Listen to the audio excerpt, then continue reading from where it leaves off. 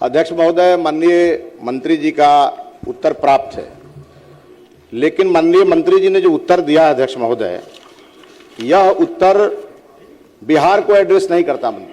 माननीय अध्यक्ष महोदय, सरकार का ये कहना है कि जो क्वालिफाइंग मार्क्स है उसमें ईडब्ल्यूएस से जो रिजर्वेशन मिलते हैं बच्चों को, उसमें 5% की छूट नहीं दी जा सकती।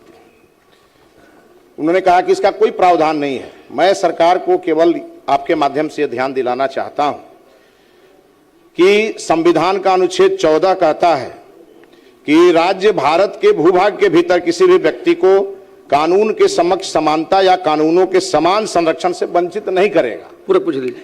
ये संविधान की अवधारणा है। दूसरा है माननीय अध्यक्ष महोदय कि पटना हाई कोर्ट का एक आदेश है मेरे पास अध्यक्ष महोदय, 16/9/2025 को इसी प्रकार का एक छात्र कोर्ट के शरण में जाता है और माननीय उच्च न्यायालय ने सरकार को डायरेक्शन देती है कि चीफ सेक्रेटरी या additional chief secretary education department को वह बच्चा अपना आवेदन देगा और उसके ऊपर सरकार निर्णय लेगी।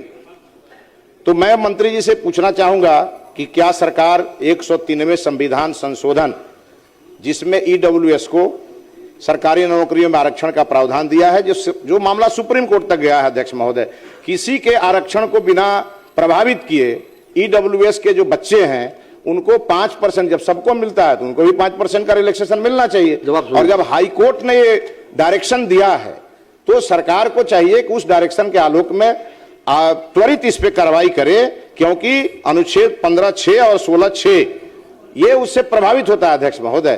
तो मैं माननीय मंत्री जी से कहना चाहूंगा कि चीफ सेक्रेटरी या एडिशनल चीफ सेक्रेटरी को निर्देशित करेंगे कि पटना उच्च न्यायालय का जो आदेश है उसको तुरंत लागू किया जाए। माननीय अध्यक्ष महोदय, अपने उत्तर में हमने स्पष्ट कहा है कि जो 10% का ईडब्ल्यूएस का प्रावधान है वो हम लोग टीआरई में जो परीक्षाएं होती है उसमें बिल्कुल लागू कर रहे हैं, उसमें कोई दिक्कत नहीं है। जो उनका जो पूरक प्रश्न है वो उस परीक्षाओं में एक सर्टेन परसेंटेज रिलैक्सेशन की बात कर रहे हैं। तो अगर जहाँ तक हाईकोर्ट के आदेश का सवाल है, उस हाईकोर्ट के आदेश को हम लोग अवलोकन कर लेंगे, उसमें विचार करने का विषय है या फिर स्पष्ट निर्देश है। तो दोनों स्थिति में हम लोग, और जो आपने कॉन्स्टिट्यूशन के जो प्रावधानों की बात की उसके आलोक में हम लोग शीघ्र उसका आकलन कर लेंगे। अगर उसमें उस तरह का अगर जो कमी रही है, अभी तक तो हम लोग को नहीं लग रहा था, तो उस पर निश्चित रूप से हम लोग कार्रवाई करेंगे। अब प्रश्न लीजिए। तस्वीर है अध्यक्ष महोदय, ये ईडब्ल्यूएस छात्र की तस्वीर है जिसने 2019 में यह बच्चा फांसी लगा के मर जाता है, गरीबी से तंग आकर के। अध्यक्ष महोदय, आगे ऐसा नहीं होगा। तो अध्यक्ष महोदय, मंत्री जी ने ये जो अध्यक्ष महोदय, आपका बिल्कुल संरक्षण प्राप्त है सदन को। मैं माननीय मंत्री जी से आग्रह करूंगा आपके माध्यम से कि अध्यक्ष महोदय, जब पटना उच्च न्यायालय को लगता, अगर माननीय न्यायालय को कि ये गलत है, तो वो सीधे उस केस में सीधे डायरेक्शन देते कि ये नहीं हो सकता है।